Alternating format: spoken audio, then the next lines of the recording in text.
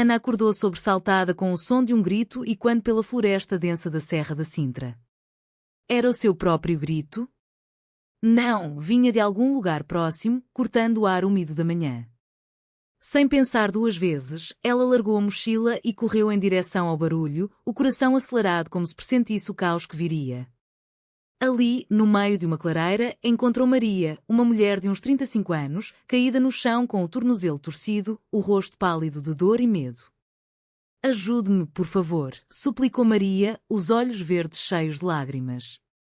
Ana, uma jovem lisboeta de 28 anos que saíra para uma trilha solitária em busca de paz interior, estendeu a mão sem hesitar, mas ao tocá-la, uma faísca inexplicável surgiu, como se o destino as tivesse unido para um teste cruel.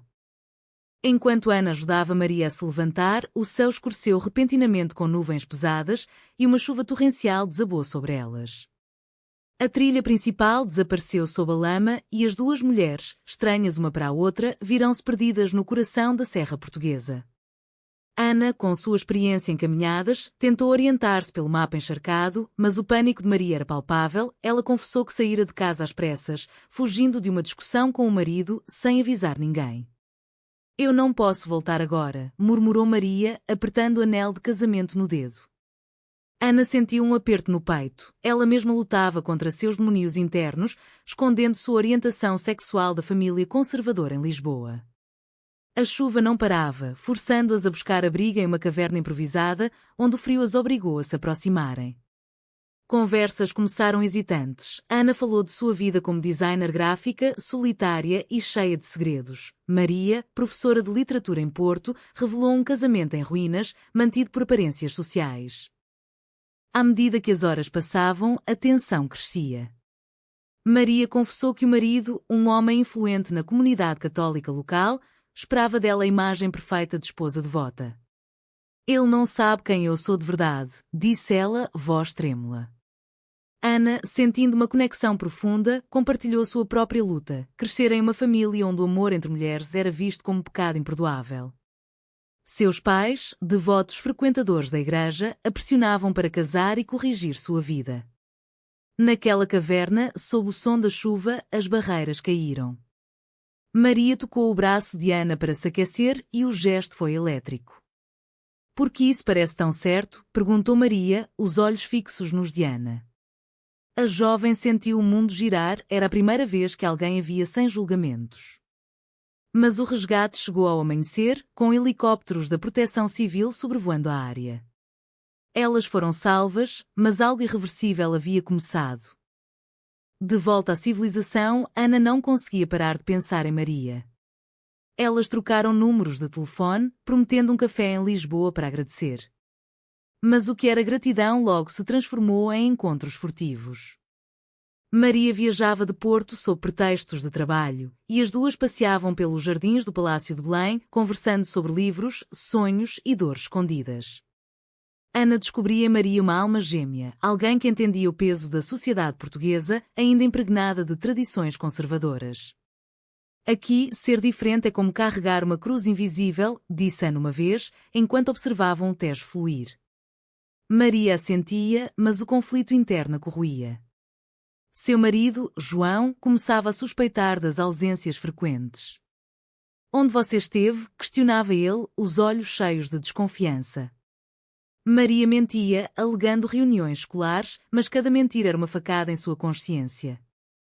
A pressão familiar de Ana também aumentava.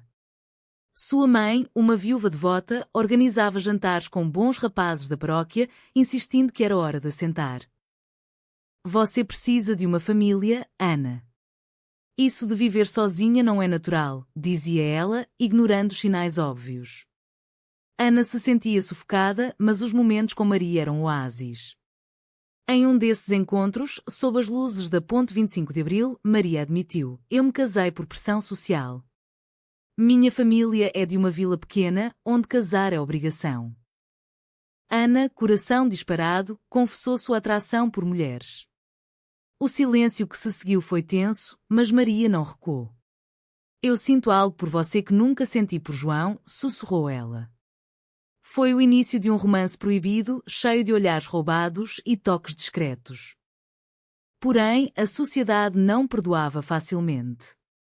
Rumores começaram a circular na escola de Maria, onde colegas conservadores comentavam suas viagens frequentes. Cuidado, o mundo é pequeno, avisou uma amiga. Ana, por sua vez, enfrentava o escrutínio de amigos que questionavam sua nova amizade.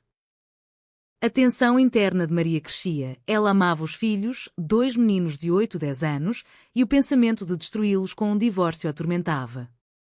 E se eu estiver errada? E se isso for só uma fase? Questionava-se à noite.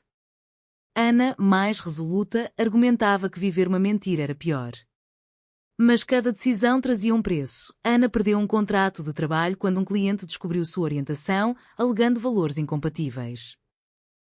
O clímax do primeiro ato veio em uma viagem secreta a Sintra, onde tudo começara. Elas alugaram uma pousada isolada e ali, pela primeira vez, Maria confrontou seus medos. Eu te amo, Ana, mas isso pode destruir tudo. Ana, lágrimas nos olhos, respondeu: o amor não destrói, a negação sim. Mas ao voltar para casa, Maria encontrou João esperando com malas prontas. Eu sei de tudo, disse ele, voz fria. A revelação veio de uma mensagem vista por acidente no telefone dela. O confronto foi brutal, gritos, acusações de traição moral. Maria, dividida, escolheu ficar, por enquanto, mas o dano estava feito. Ana, sozinha em Lisboa, sentiu o peso da perda iminente. Os dias seguintes foram um turbilhão para Maria. João, furioso, exigiu terapia de casal, alegando que isso era uma confusão passageira influenciada por ideias modernas. Ele, um homem de 40 anos arraigado em valores tradicionais, via o casamento como um pilar inabalável da sociedade portuguesa. Pense nas crianças, Maria. Elas precisam de uma mãe normal, implorava ele, misturando amor com manipulação. Maria, atormentada, concordou com as sessões, mas cada palavra do terapeuta ecoava como julgamento. Você está traindo não só mim, mas nossa família inteira, disse João em uma delas. Os filhos, inocentes, sentiam a tensão. O mais velho perguntava por que a mãe chorava tanto. Maria se sentia uma vilã, dividida entre o dever maternal e o amor recém-descoberto. Enquanto isso, Ana lutava contra a sua própria família. Sua irmã mais velha, casada e com filhos, descobriu mensagens no celular de Ana e confrontou-a: isso é uma vergonha para nós. Mamãe vai morrer se souber. A mãe de Ana, idosa e frágil, já pressionava por netos. Você é a minha única esperança de continuidade, dizia ela, ignorando a dor da filha. Ana, em desespero, procurou apoio em um grupo LGBT em Lisboa, onde ouviu histórias semelhantes de rejeição social. Em Portugal, ainda há vilas onde ser gay é tabu, compartilhou uma membra. Mas o grupo fortaleceu, viva a sua verdade, mesmo que doa. Ana decidiu não recuar, enviando mensagens para Maria, implorando por uma decisão. Os encontros clandestinos continuaram, agora mais arriscados. Elas se viam em cafés escondidos no bairro Alto, onde a boemia lisboeta oferecia anonimato. Eu não aguento mais essa dupla vida, confessou Maria, mãos trêmulas. Ana, com empatia, respondia: então escolha. Mas saiba que te esperarei. O amor delas aprofundava, mas cada beijo roubado era seguido de culpa. Maria viajava menos, mas quando fazia, a paixão explodia. Em uma noite chuvosa, elas discutiram o futuro. E se eu me divorciar? Perco a custódia? Perguntava Maria. Ana, realista, admitia os riscos em uma sociedade onde juízes conservadores favoreciam famílias tradicionais. A pressão social se intensificava. Na escola de Maria, uma petição circulou contra influências imorais, indiretamente mirando-a após rumores. Colegas a isolavam e o diretor a chamou para uma conversa. Sua vida pessoal afeta nossa reputação, disse ele. Maria se defendia, mas o estigma era real. Em Portugal, apesar de leis progressistas, o preconceito persistia em camadas sociais. Ana, por sua vez, enfrentou discriminação no trabalho. Um chefe, ao descobrir, a rebaixou de projetos importantes. Não queremos controvérsias, justificou. Ana pensou em processar, mas o medo de exposição a paralisava. Um ponto de virada veio quando Maria descobriu uma traição de João. Ele tinha um caso com uma secretária. Hipócrita, gritou ela, confrontando-o. João admitiu, mas virou o jogo. Foi por sua causa, por você me rejeitar. O casamento desmoronava e Maria viu uma saída. Ela ligou para Ana, estou pronta para lutar. Mas a família de Maria interveio. Seus pais, de uma vila rural no Alentejo, viajaram para Porto. Você vai destruir nossa honra, exclamou a mãe. O pai, silencioso mas firme, ameaçou deserdá-la. Maria, em lágrimas, questionava, por que o amor tem que ser aprovado por todos? Ana, apoiando-a à distância, enfrentava sua própria crise. Sua mãe sofreu um pequeno infarto e, no hospital, culpou o estresse da vida errada de Ana. Mude por mim, suplicou. Ana, dividida, quase cedeu, mas lembrou das noites com Maria. Ela visitou o grupo LGBT novamente, ganhando forças. A verdadeira família é a que te aceita, disseram. Decidida, Ana planejou uma fuga, convidar Maria para morar em Lisboa. Mas a traição veio de onde menos esperavam. Uma amiga comum de Maria, sabendo do affaire, contou para João detalhes íntimos. Ele, enlouquecido, confrontou Maria com provas, fotos de encontros. Você é uma pervertida, berrou. Maria, ferida, defendeu-se. É amor, não perversão. Os filhos ouviram tudo e o mais novo chorou. Mãe, porquê? O coração de Maria se partiu, ela viu o preço da verdade. Ana, ao saber, correu para Porto, mas foi barrada por João. Fique longe da minha família, ameaçou ele. A confrontação em Porto marcou um novo nível de drama. Ana, chegando à casa de Maria, encontrou João na porta, olhos injetados de raiva. Você destruiu meu casamento, acusou. Maria, atrás dele, implorava paz. Os vizinhos espiavam e o escândalo se espalhava pela rua conservadora. Ana, controlando-se, disse, não destruí nada. Vocês já estavam quebrados. João chamou a polícia, alegando invasão, mas eles só mediaram. Maria, exausta, pediu tempo. Vá embora, Ana. Por agora. Ana partiu, coração em pedaços, sentindo a traição da hesitação de Maria. De volta a Lisboa, Ana mergulhou no trabalho, mas a dor a consumia. Ela procurou terapia, onde explorou seus conflitos internos, o medo de rejeição enraizado na infância religiosa. Eu sempre soube, mas escondi por amor à família, confessou. O terapeuta incentivou a confrontar a mãe. Em uma visita, Ana revelou tudo. Mãe, eu amo mulheres. E amo Maria. A mãe, chocada, chorou. Isso é contra Deus. Mas, em um momento de vulnerabilidade, admitiu, eu te amo, mas não entendo.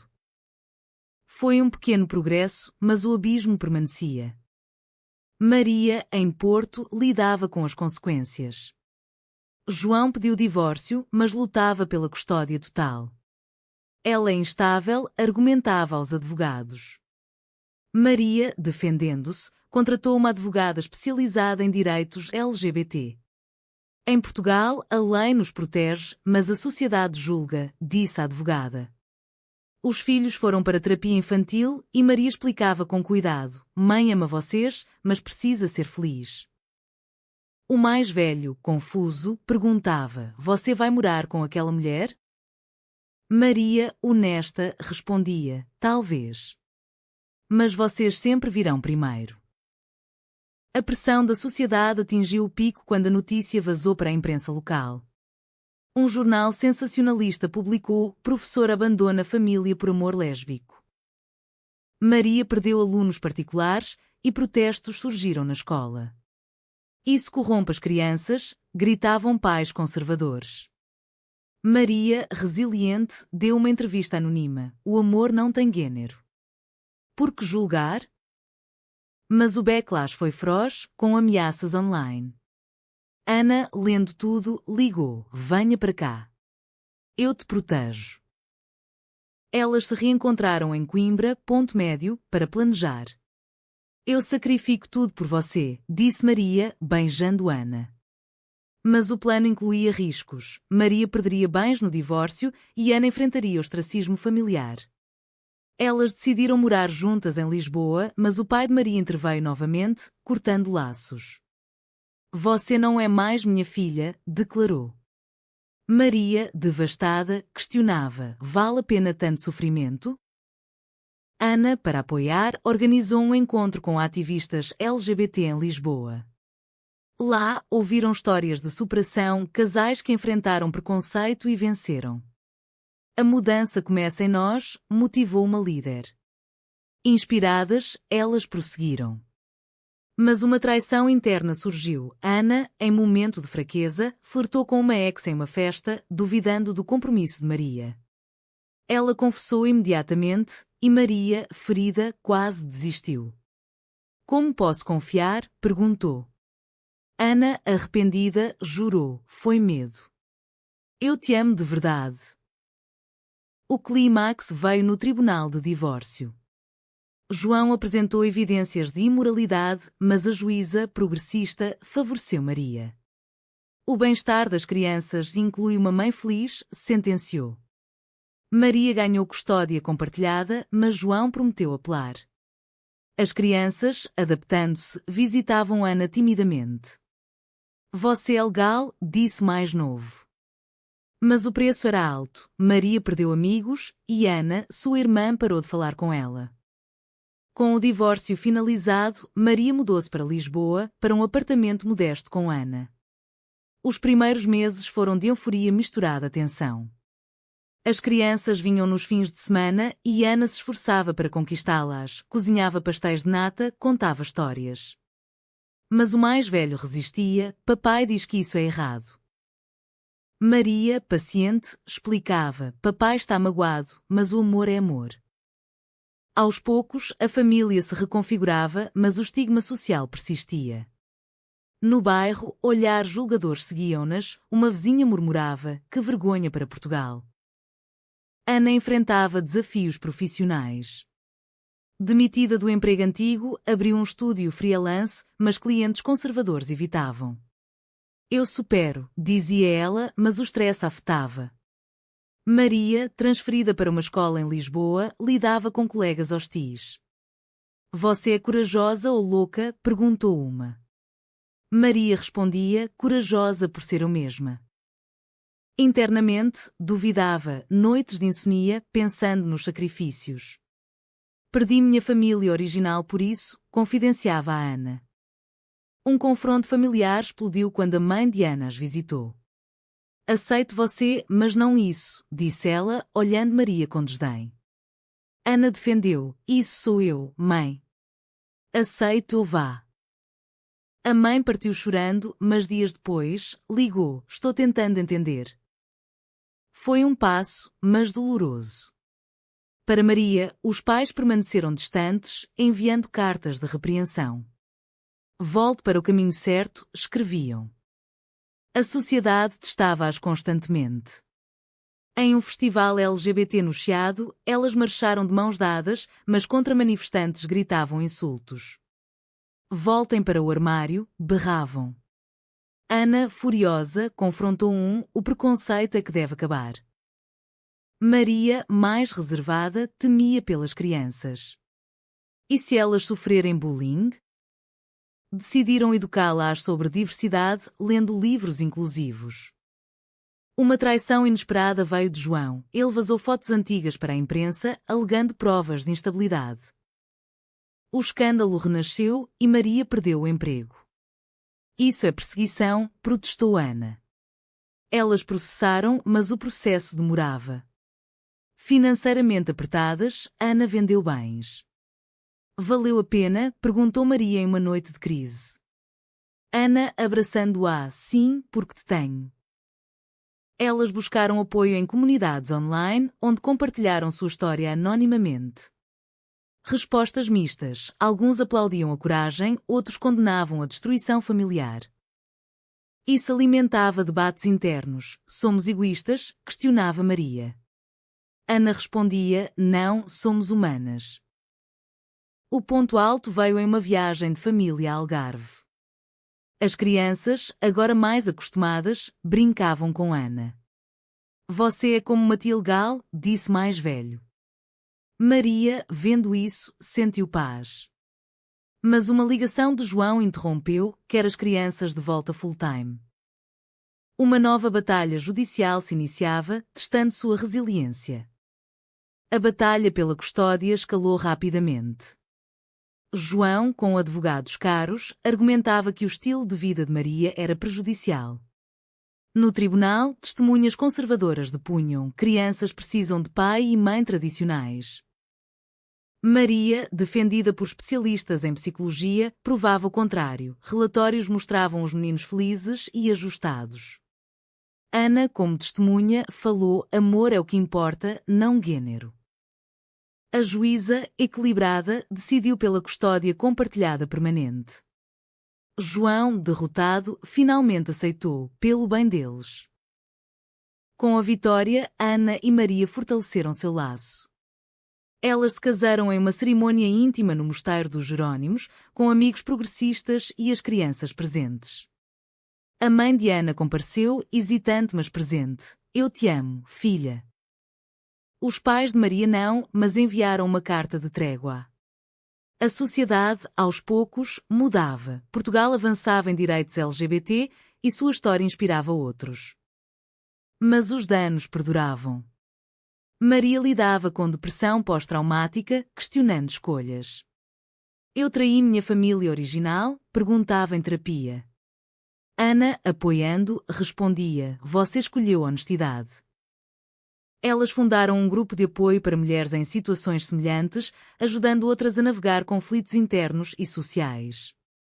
Anos passaram e as crianças cresceram aceitando a nova família. O mais velho, adolescente, defendeu a mãe em escola: minha família perfeita assim. Ana e Maria, agora em paz, refletiam sobre o caminho, perdas, ganhos, dores e alegrias. No fim, após tantos sacrifícios, surge a pergunta: é certo priorizar o amor próprio sobre as expectativas sociais e familiares?